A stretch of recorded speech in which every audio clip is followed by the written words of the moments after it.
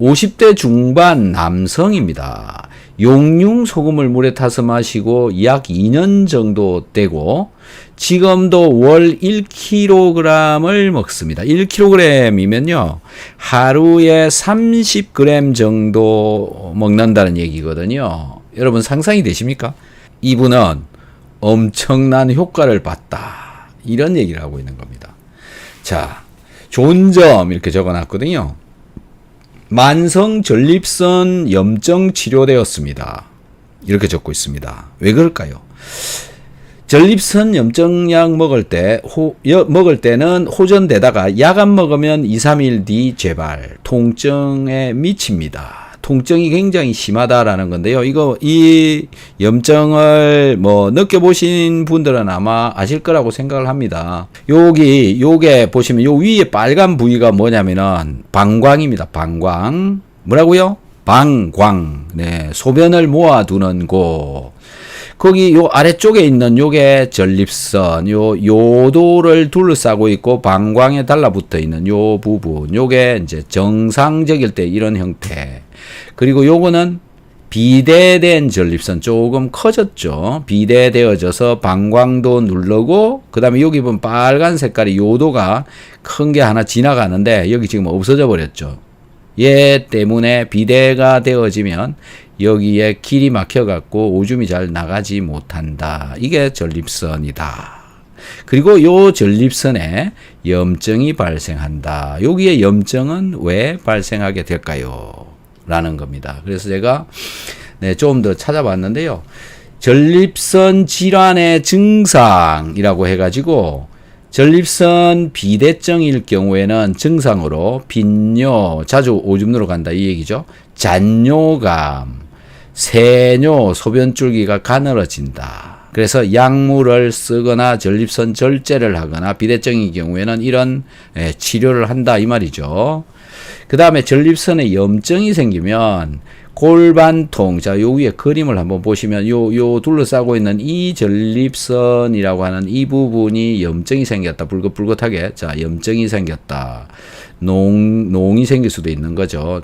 자, 이것 때문에 골반통, 사정통, 빈뇨, 고열, 오한, 발기부전 이런 것들이 온답니다. 그래서 항생제 치료를 주로 한다.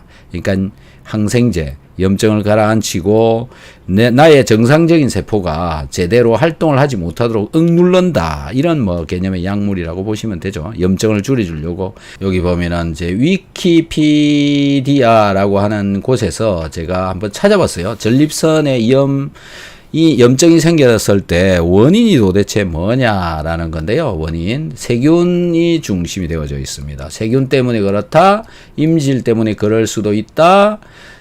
세균, 대장균, 그 다음에 엔테로코커스, 칸디다, 그 다음에 바이러스성 병원체, 이런 것들이 원인이 되기도 한다. 그 다음에 소변이 역류되어서 그럴 수도 있다. 그 다음에 소변을 비정상적으로 오래 참는 경우에도 생긴답니다. 소변 오래 참지 마시기 바랍니다. 이분은 이런 염증을 가지고 있었다라는 거고, 그 염증이 소금을 먹었는데 염증이 없어져 버렸다. 이런 얘기가 되는 겁니다. 왜 그럴까요? 소금을 먹었다고 해서 염증이 없어져 버리는 이유가 뭐냐라는 게 참 궁금합니다. 자, 그리고 그런 증상들 중에 한 개가 또 소변이 우유 색깔처럼 나왔다라는 건데요. 왜 우유 색깔처럼 나왔느냐라는 걸 한번 생각을 해봐야 될 것 같고요. 소금을 먹고 났더니 우유색이 맑은 색으로 나왔다. 왜 이렇게 됐을까요? 라는 겁니다. 그래서 소변 상태에 따라서 이 건강 상태를 체크를 해놓은 이런 자료들이 많이 있는데요. 여러분들도 그냥 참고로만 해서 보시면 될 것 같습니다. 이 거품이 있는 소변, 단백뇨를 의심을 한다라는 건데, 단백질이 분해가 제대로 되어지지 않았다 이런 얘기가 되는 건데요. 이 단백질은 내 몸에서도 분비되어져 나오고 내가 섭취한 음식물 때문에도 이 단백질이 이 혈액 중에 돌아다니다가 신장에서 걸러져 가지고 나오는데, 원래는 단백질이 안 나오게 되어져 있는데 이제 그냥 나와버릴 수도 있는 거죠. 문제가 생겼을 때 나온다. 그래서 이 단백질이 나오면 거품이 많이 생긴다 이렇게 보시면 되는데요. 주로 이 거품이 많이 나오는 경우에는 실리마린이 들어있는 밀크 시술 같은 거 먹으면 간 기능이 이제 조금 개선이 되어져서 이 거품이 주는 경우도 있습니다. 혼탁한 소변을 이분은 누웠는데 그게 염증이 있었기 때문에 생긴 결과가 되어진 것이고요. 그 다음에 악취 나는 소변, 방광 등 여러 개의 염증이 있는 경우에 악취가 또 난다. 그 다음에 선명한 붉은색 소변, 이거는 여러 계통의 감염, 그 다음에 암을 의심을 하고 이제 혈액이 나온다라고 보시면 되죠. 이거는 혈액이 나온다. 그 다음에 짙은 갈색, 콜라색 소변, 간에 문제가 생겼을 때 간 질환, 그 다음에 사구체 신염을 의심. 주로 이제 간에 문제가 있는 경우에 이런 경우가 좀 발생한다고들 되어져 있습니다. 그래서 이분의 경우에는 이제 이 염증, 혼탁한 소변, 뿌옇게 되어진 소변색, 결국 이분은 이제 전립선 염을 가지고 있다라는 게 이 소변 색깔을 통해서도 알 수가 있게 되는 것 같습니다. 자, 그리고 이분은 이제 이 빈혈이 엄청 좋아졌다라는 거죠. 자, 좀 전에 염증이 없어져 버린 게 바로 소금 때문에 줄어들게 됐다라는 거고요. 그런 이유들은 결국 신진대사들과 관련이 되어져 있다고 봅니다. 신진대사가 잘 되어지었기 때문에 그렇다. 그냥 한마디로 신진대사라고 얘기를 하지만 그 안에는 굉장히 복잡한 프로세스가 관련되어져 있는데 뭐 명확하게 말씀드리기는 좀 어렵습니다만은 어쨌든 염증이 줄어들었다라는 거잖아요. 그럼 염증이 줄어들었다라고 하는 거는 결국 염증을 일으키는 세포, 제가 자주 이야기하는 과립구, 그 다음에 림프구, 이런 것들이 정상화되어졌다. 정상화되어진 이유는 뭐냐면 외부로부터 이상한 물질이 잘 들어오지 않는다, 이런 얘기가 되는 거죠. 외부로부터 들어온 물질은 어디서부터 들어온 거냐면 소화기계에서 소화가 제대로 잘 되어져서 들어오게 되면 염증을 덜 일으킨다. 이분은 소금을 먹어줌으로 인해서 소화가 잘 되었기 때문에 이런 현상들이 나타나지 않았느냐, 저는 그렇게 생각을 합니다. 자, 그 다음에 이제 그렇다라고 하는 증거가 뭐냐면 빈혈이 엄청 좋아졌다. 전에 화장실에서 변 보고 나오면 빈혈이 굉장히 심했다. 화장실에서 변을 보고 나오면 또 빈혈이 심했다라는 거죠. 그게 왜 그러냐라는 겁니다. 자, 이분 결국은 소화가 잘 되어짐에 따라서 이제 이 철분 흡수가 잘 되어지지 않았나, 그런 추정을 해보는데요. 이 뒤에 보면 적혈구가 있는데 이 적혈구에 산소를 붙여서 운반을 시켜주는데 이 산소 운반이 잘 되어지게 되어졌다, 이런 개념도 되고, 이 적혈구가 잘 지나갈 수 있도록 되어졌다, 적혈구 숫자가 많아졌다, 빈혈성 어지러움이 있었는데 그런 게 없어졌다, 이렇게 얘기를 하는 겁니다. 우리 몸속의 혈관 속에는요, 이렇게 많은 적혈구들이 흘러가고 있는데 이 적혈구가 결국 산소를 운반시켜주고 영양성분을 운반시켜주고 할 때는 모세혈관에서 전달이 일어나거든요. 그런데 모세혈관은 이 적혈구 한 개가 겨우 지나갈 만한 정도의 사이즈입니다. 지금 이거는 거의 동맥 큰 혈관에서는 이런 적혈구들이 여러 개가 이렇게 지나가지, 결국 모세혈관 산소가 전달하는 시스템에서는 적혈구 한 개밖에 지나가지 않는다라는 겁니다. 그래서 여기 한번 보시면요, 이게 모세혈관 한 개라고 보시면 되는데, 이 모세혈관 안에 적혈구가 찌그러져 가지고 이렇게 겨우 한 개가 이렇게 지나가도록 되어져 있다. 모세혈관을 겨우 지나가는 적혈구다. 이렇게 지나간다라는 거죠. 쑥쑥 지나가는 게 아니다. 이거 이해가 정말 필요하다고 생각됩니다. 흉부의 모세혈관을 열어라, 그러면 건강해진다, 이런 얘기를 하고는 있는데, 어쨌든 우리 모세혈관은 약 7 마이크로미터 정도로 굉장히 가늘고 적혈구도 약 7 마이크로미터 정도로 크기 때문에 이 혈관을 겨우 지나간다. 아니 뭐 혈관을 만들려면 적혈구보다 좀 크게 만들어 놓지 왜 이렇게 작게 만들어 놨을까라는 건데요. 그게 또 사실 이유가 다 있어서 이렇게 만들었다라고 그럽니다. 이분이 이제 제가 가장 좋아하는 아보도오르라고 하는 선생인데요. 약을 끊으면 병이 낫습니다. 이런 책 종류를 굉장히 많이 쓴 분입니다. 얼마 전에 돌아가셨다고 그러죠. 자, 이분이 네, 이런 강연을 해놓은 거를 제가 보고 있습니다. 이게 모세혈관입니다. 이게 모세혈관 한 개라고 보시면 되고, 이 모세혈관 한 가닥 안으로 이렇게 적혈구가 겨우 빠듯하게 이렇게 지나간다. 그런 게 지금 이제 두 개를 그려놨는데, 이 두 개의 차이가 뭐냐면, 이쪽은 모세혈관이 잘 못 지나가는 경우고요. 모세혈관의 적혈구가 잘 못 지나가게 꽉 붙잡고 있는, 네, 흐름이 별로 없는, 적혈구에 흐름이 별로 없는 경우, 이거는 적혈구가 흐름이 아주 잘 되어지는 경우, 흐름이 별로 없는 경우에는 차가워진다. 몸이 차가워진다. 그 다음에, 이쪽은 적혈구가 잘 지나가면 몸이 따뜻해진다. 이건 이제 활발하게 잘 움직일 때고, 얘는 이제 좀 꽉 굳어 있다? 잘 못 움직일 때다. 이때가 언제냐면, 화장실에 갔을 때입니다.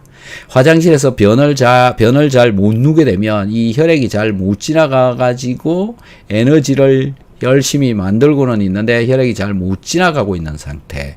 이 상태가 화장실에 있을 때 또는 100m 달리기 할 때 수영복을 팔 윗도리 아랫도리 수영복을 꽉 끼는 걸 입고 수영을 할 때도 이런 현상들이 나타난다.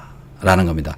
모세혈관의 혈액순환이 잘 안 될 때, 또 어떤 때냐면 화를 낼 때, 엄청 화가 나가지고 여러분 그 가슴을 치고 이럴 때 있잖아요. 그때 혈액이 잘 안 돌아가고 있을 때다. 이렇게 모세혈관에 혈액이 잘 안 돌아가고 있을 때다. 다 이유가 있는 거죠. 이렇게.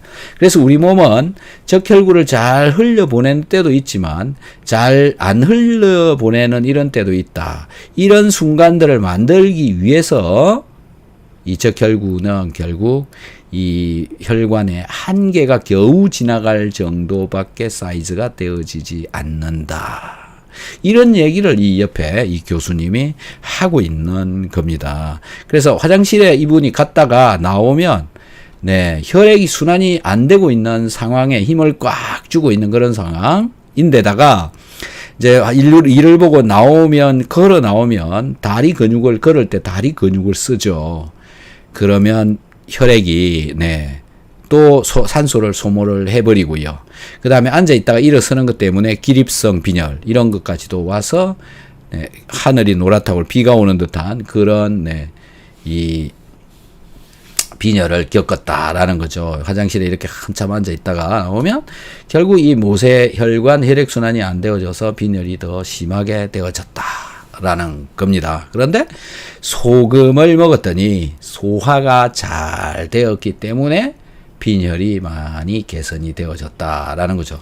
그래서 이분이 소금만 먹고 빈혈이 좋아진 이유가 뭐냐라는 건데 결국 소금은 우리 음식물을 녹이는 위산을 만드는 원료가 되어졌다.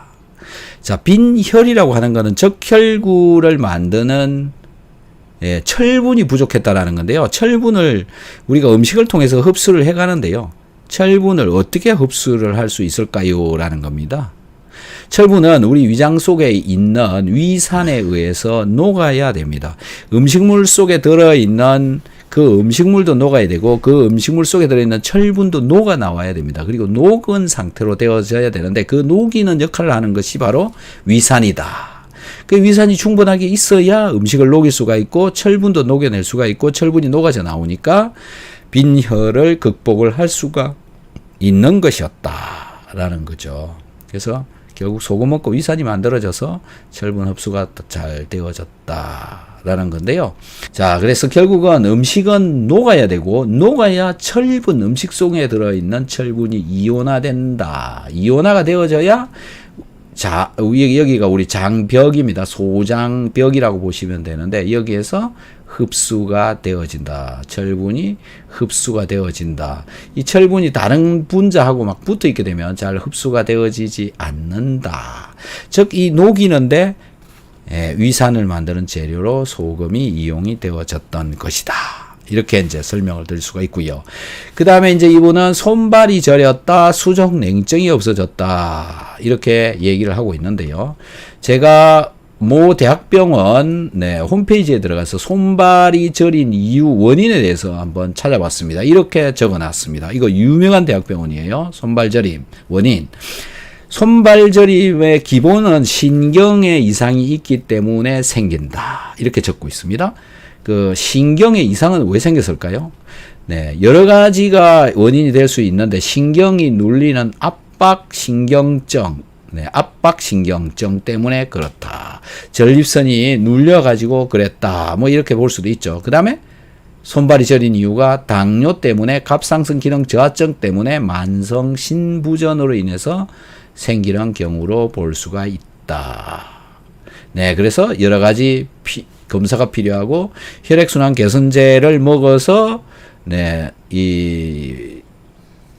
좋아진다라고 하는 분들도 있는데 이걸 먹고 있는 사람도 있는데 정확한 진단이 반드시 필요하다. 이렇게 적고 있고요.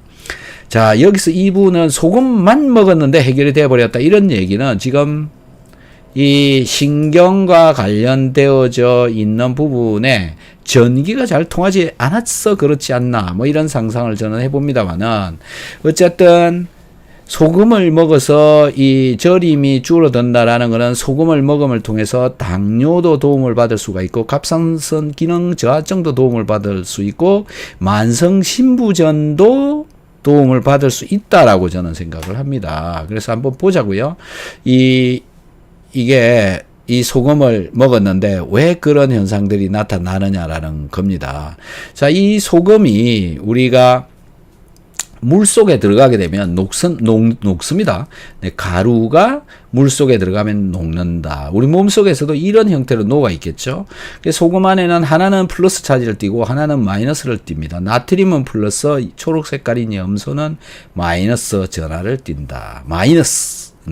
자, 이렇게 된다는 얘기는 전해질이 되어진다. 전기가 잘 통하는 물이 되어진다. 그래서 이 물인데, 물에 소금을 넣으면 이것 자체가 전해질이 되어진다. 이 파란 색깔 방울, 구설, 이 파란 색깔, 요게 물 분자라고 보시면 되고요.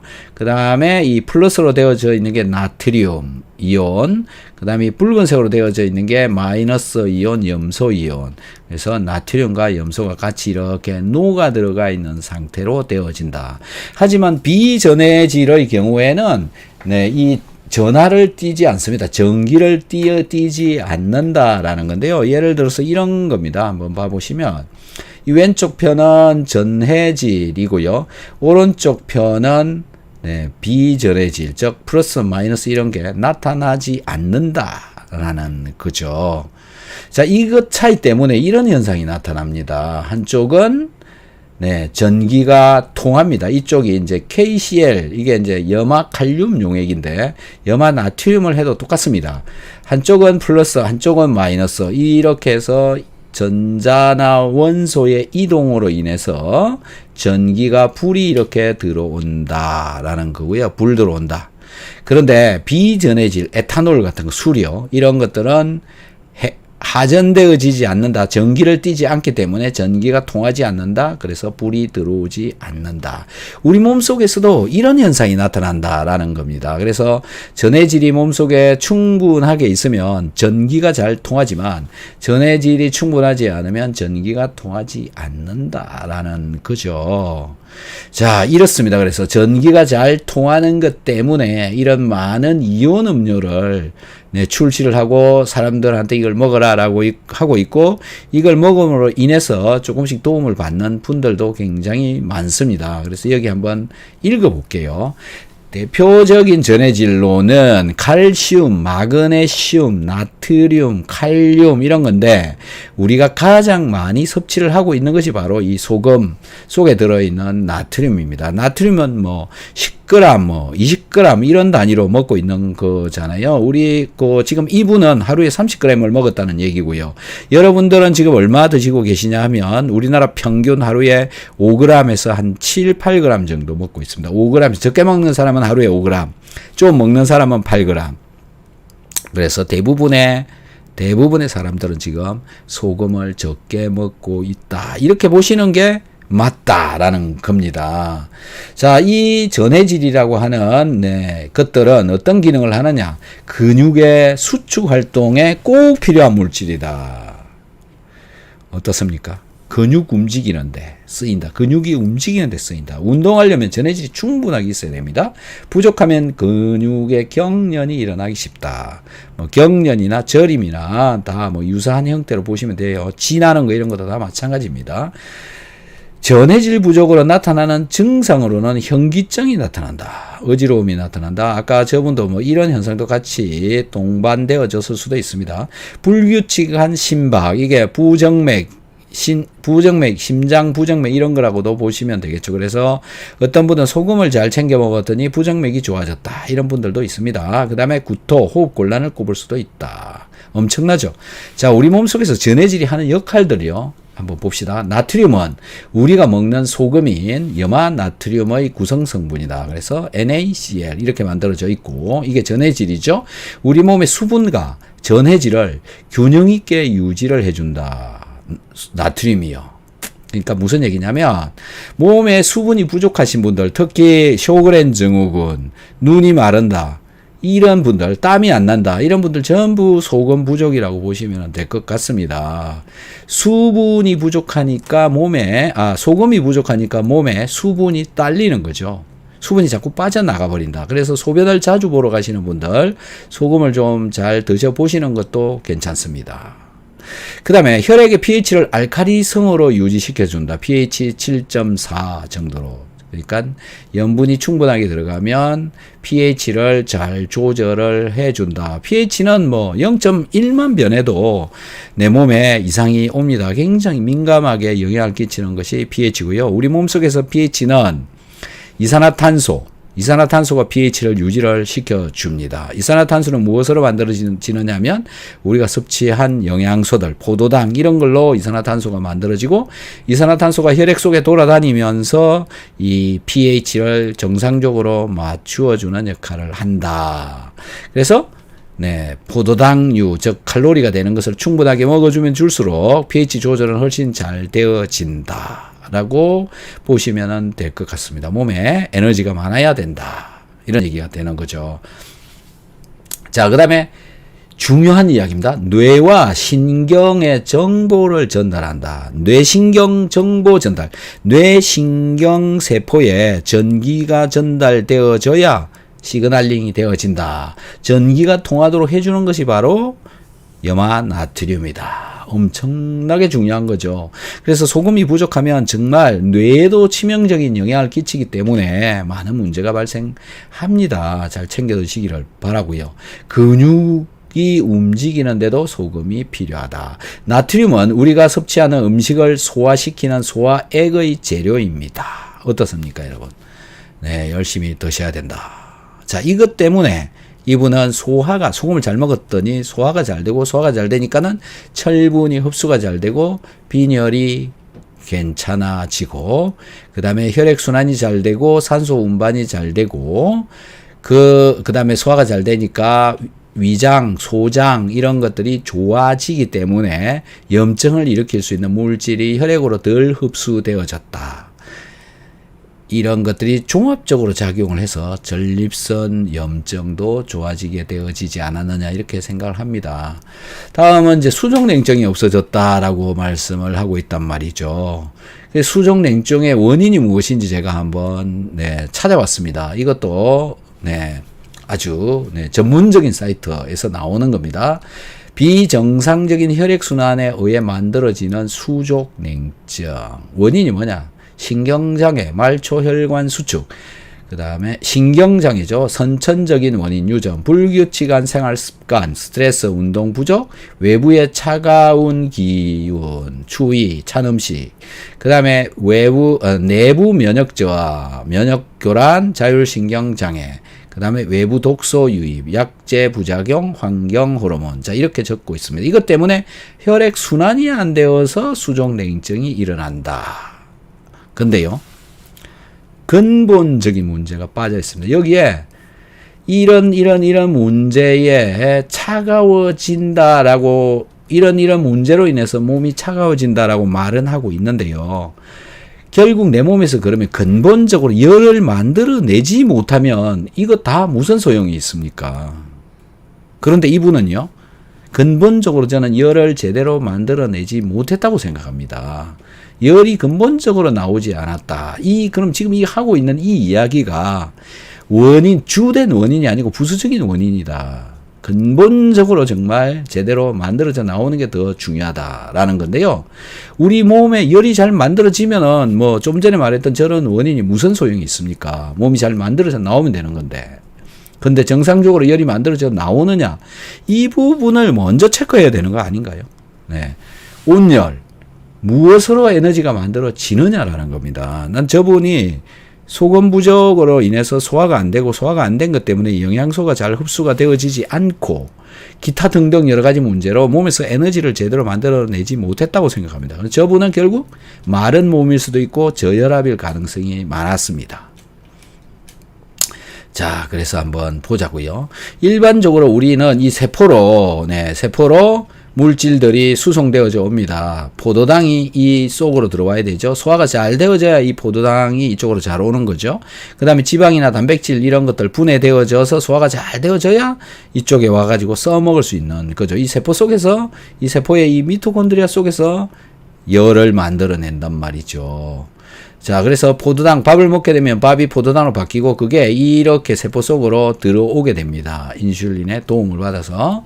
그리고 포도당 속으로 세포 속으로 들어온 이 포도당은 피루부산으로 만들어진 뒤에 미토콘드리아 속으로 들어가가지고 TCA 사이클과 전자전달계에서 ATP를 만들어낸다. 그게 바로 이 미토콘드리아 속에서 에너지를 만드는 것이 일어나고 있는데, 여기에도 이곳의 바깥쪽에 세포 쪽에서도 소금은 필요합니다.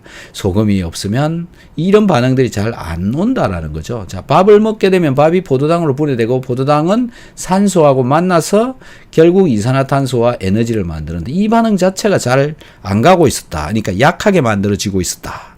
이런 걸로 인해서 결국 열이 제대로 만들어졌느냐라는 거죠. 자, 소금을 먹었더니 소화가 잘 돼서 결국 열을 만들었다. 이렇게 이제 해석이 되어집니다. 그리고 몸에서 땀이 나고 땀 난 후 신내가 굉장히 많이 났다. 자, 이 얘기는 뭔가요?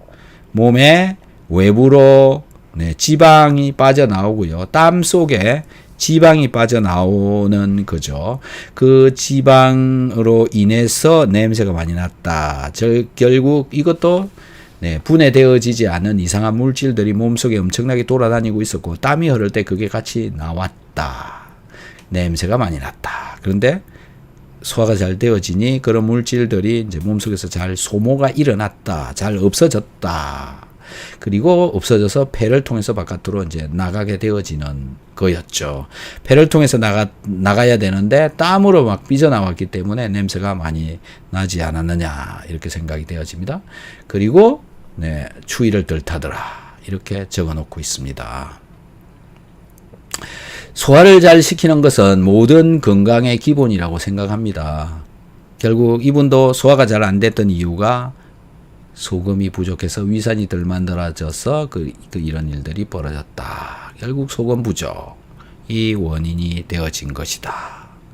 라고 말씀을 드리고 싶습니다. 소금이 부족하면 소금 영양실조입니다. 아니, 요즘 세상에 어떻게 소금 영양실조가 있을 수 있나요? 그런데 지금 방송을 듣고 계시는 여러분들 대부분이 소금 영양실조를 가지고 있다라고 저는 자신합니다. 그래서 소금이 영양실조인지 아닌지 소변 염도계를 가지고 한번 찍어 보시기 바랍니다. 소변 염도계, 소변 속에 염도가 얼마나 나오는지 한번 찍어 보시면 소금 부족인지 아닌지 알 수가 있습니다. 자, 방송을 보시고 계시는 여러분 모두 자기의 염도를 한번 적어 봐 주시기 바랍니다. 자, 소금 부족이 영양실조입니다. 소금은 체온을 높입니다. 왜요? 신진대사가 촉진되어지니까 소금은 소화를 잘 되게 해줍니다. 소금 열심히 드시기 바랍니다.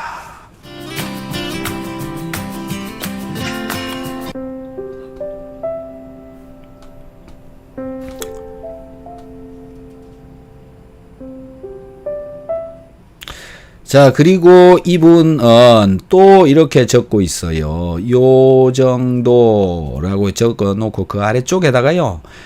주의라고 이렇게 적고 있습니다. 주의. 처음부터 염도 0.9%로 맞추어 많이 마실 때 뒷골 터지는 줄 알았어.